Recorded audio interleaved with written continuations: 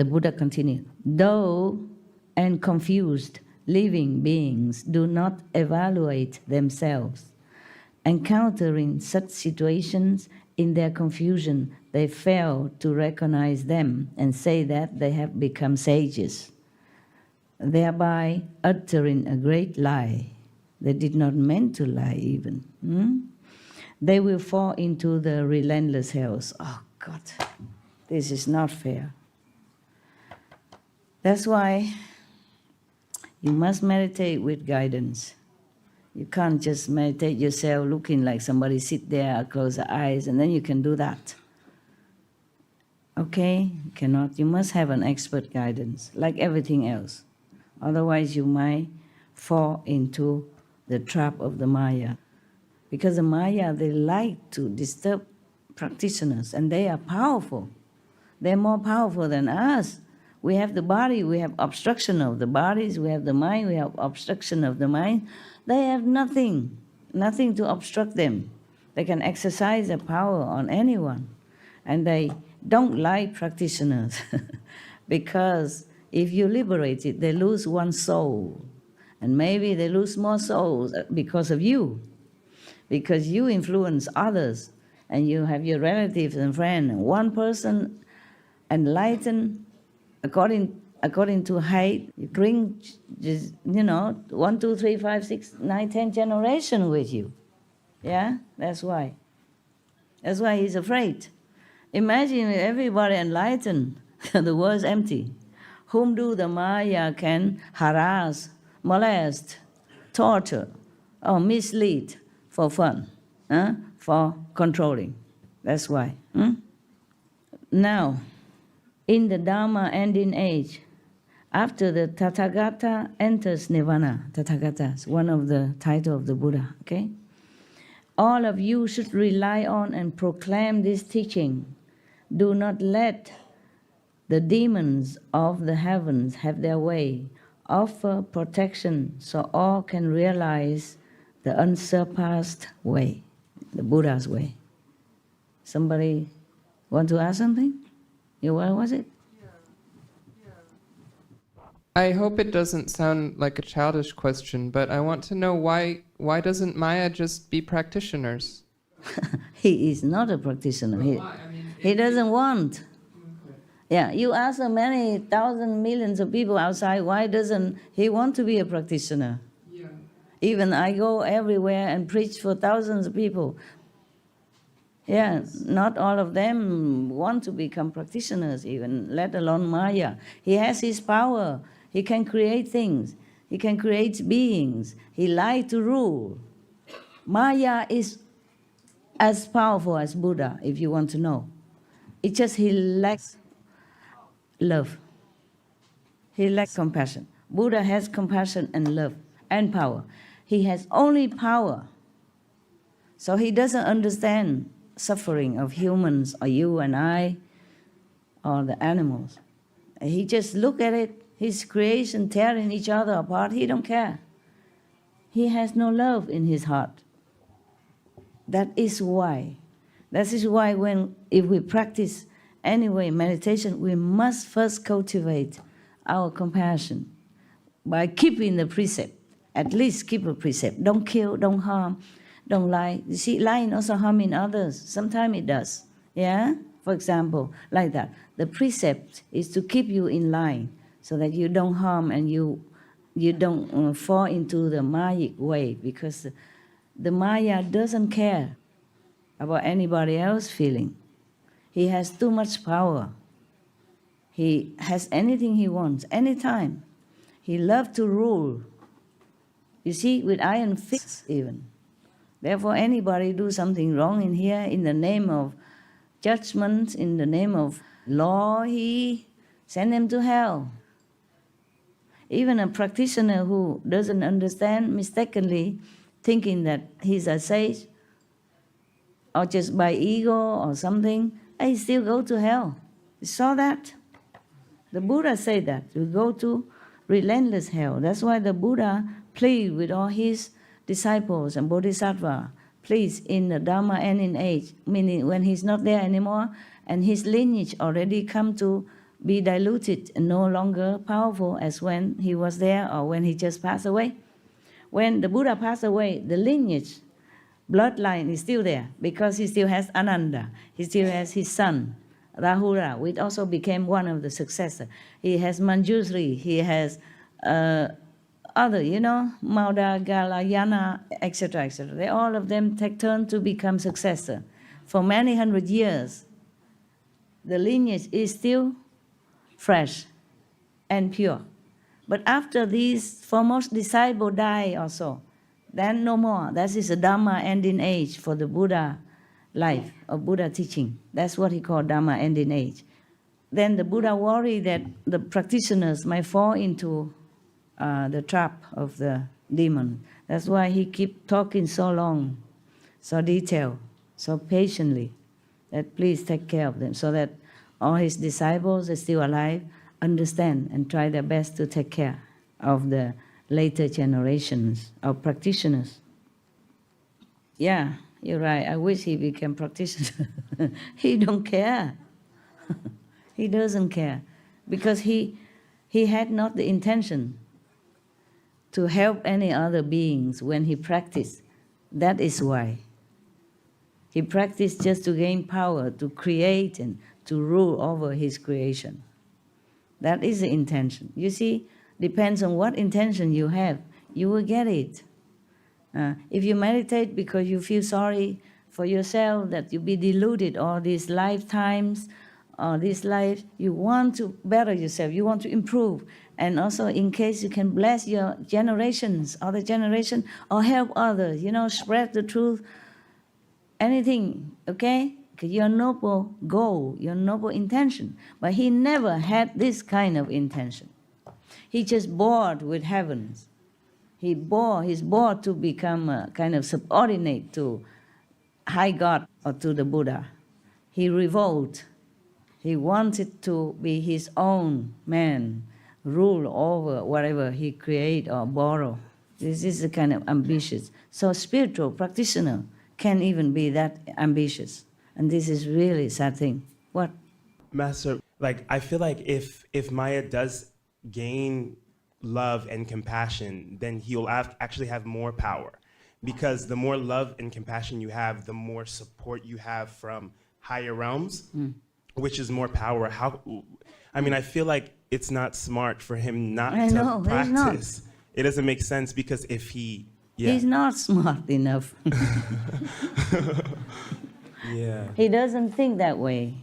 You see, just like somebody who is so very intent on become rich or famous, and no matter what cost, you come and tell him, my master tell you rich, or Jesus say the richness in this world is nothing. Better put your richness in heaven. He would say, get out of my house. You see what I mean? Yeah. He's just one of the beings, that has not developed this side of love. He developed only one side, one-sided power.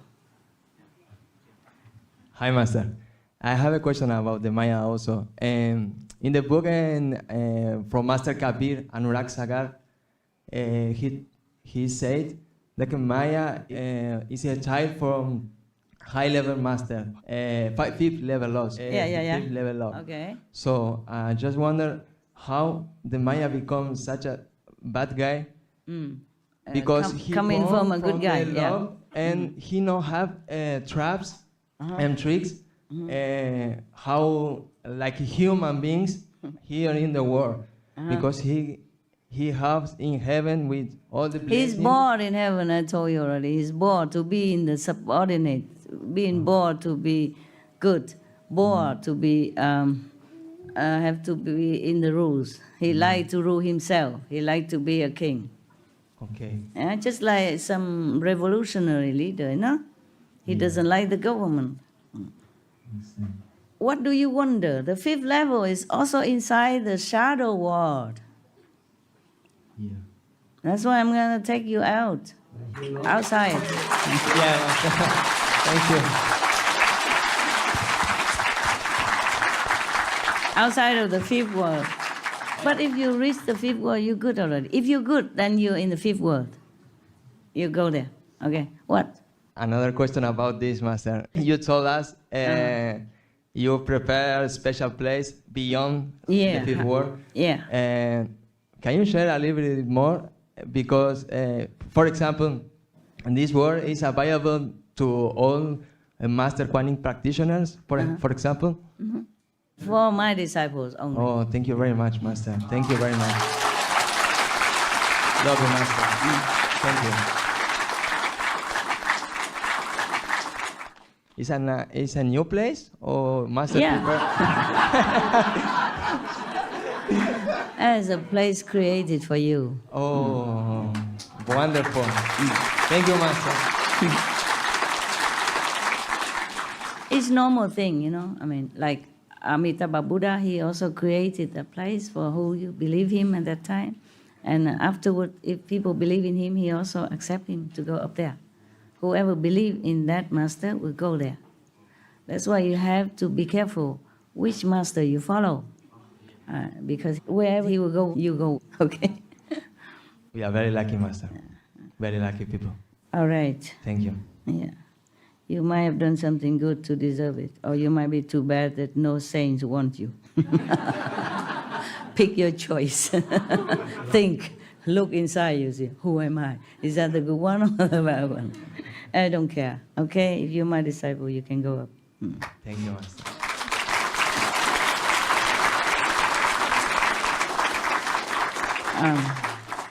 Because everything wrong you do is only because of Maya.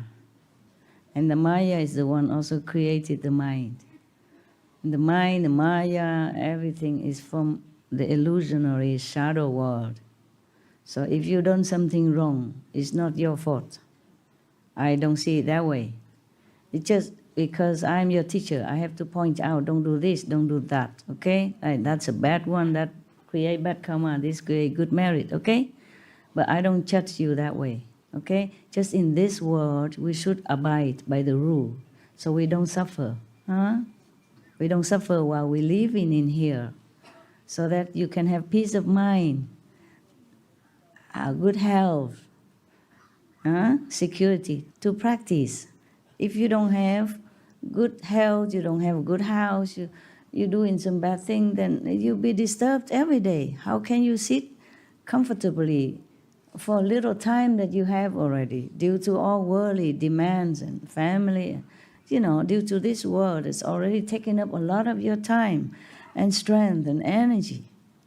And if you make more trouble for yourself, how can you practice? Otherwise, I don't see any of you as a sinners or bad people. Not even the people outside, not even the worst criminals.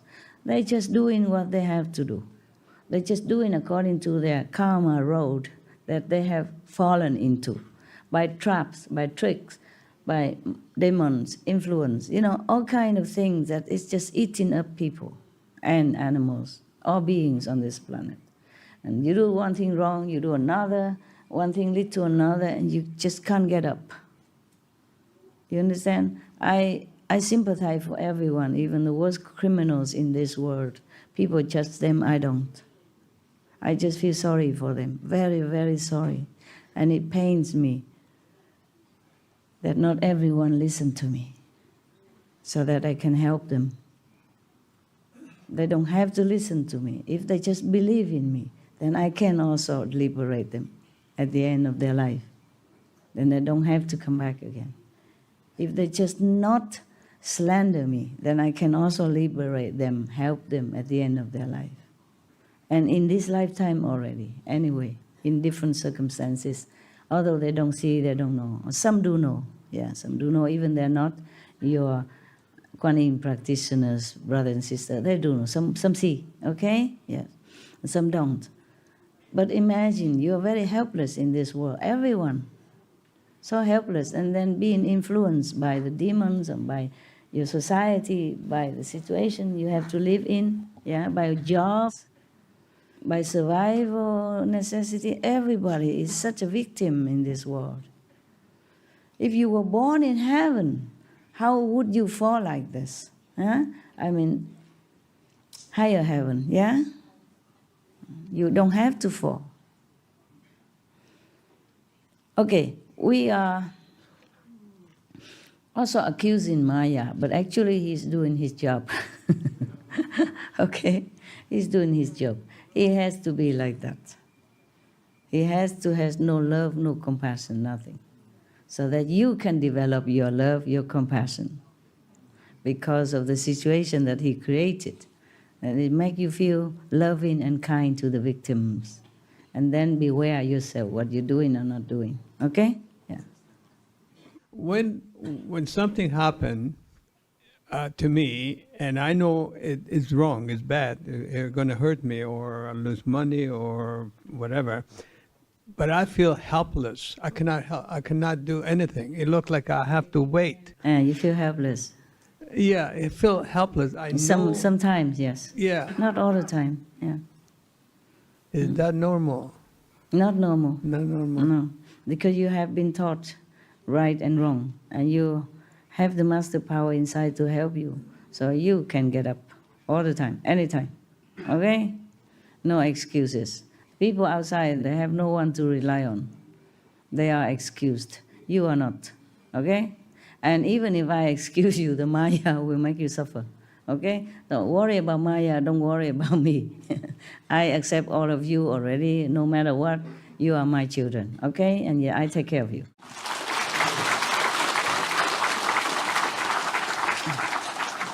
Make sure you don't go out and roll in the dirt and come home and say, Mom, I'm dirty. Huh? I told you not to go there. Okay? Yeah. All right. We have all kind of excuses. I told you, this subtle lie or subtle indulgence, we must watch. Some cause and gross habits or excuses we can tell, but some very subtle. That's what we must watch, really. That's why every day you have a diary, you have to introspect yourself. Huh? What I think is right or wrong. What I did was an excuse, or I just make it to cover myself up. Huh? Must watch, okay? You are elder now, you should be wiser, huh? Than the younger people. All right, don't worry, just next time get up, okay? Next time. Next time don't make any excuse to lay there. Get up, okay? Master, I'm getting up now, yeah? I don't make any excuses. I know what you would do if you were me. So I get up, huh? I will get up, get out of this, huh? Yeah, because if Master were me, she get out. So you do what you think Master would do, huh? No excuse. Okay, continue, huh? Ananda, when the good person who is cultivating samadhi and samatha has put an end to the form skandha, he can see the mind of all Buddhas as if seeing an image reflected in a clear mirror. He seems to have obtained something, but he cannot use it. In this, he resembles a paralyzed person. His hands and feet are intact. His seeing and hearing are not distorted. And yet his mind has come under a deviant influence so that he is unable to move. This is the region of the feeling skandha.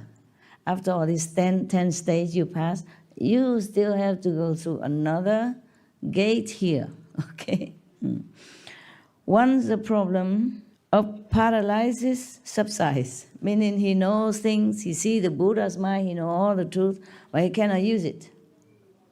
He's still being disturbed, obstructed by his own skandha, or feeling, all that. So he's not yet completely free.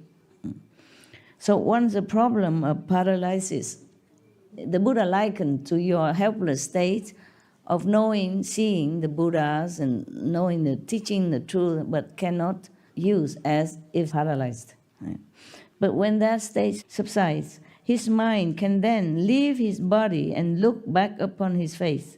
It can go or stay as it please without further hindrance. This is the end of the feeling skandha. then this person can transcend the turbidity of views. Contemplating the cause of the feeling skandha, one sees that false thoughts of illusory clarity are its source. When he get out of this helpless paralysis, then he can analyze well, where does all this helplessness come from? Then he know it's just the false thought of illusory clarity. Yeah, he thinks he has clarity at that stage, but it's just illusory. Yeah, the clear state of mind maybe comes later, not this time. And then he know, the source of this hindrance, helplessness, is because of false thoughts, from the false belief that it is a real clarity, purity, but not yet. That wasn't the Buddha talk. I explained it to you, that's all.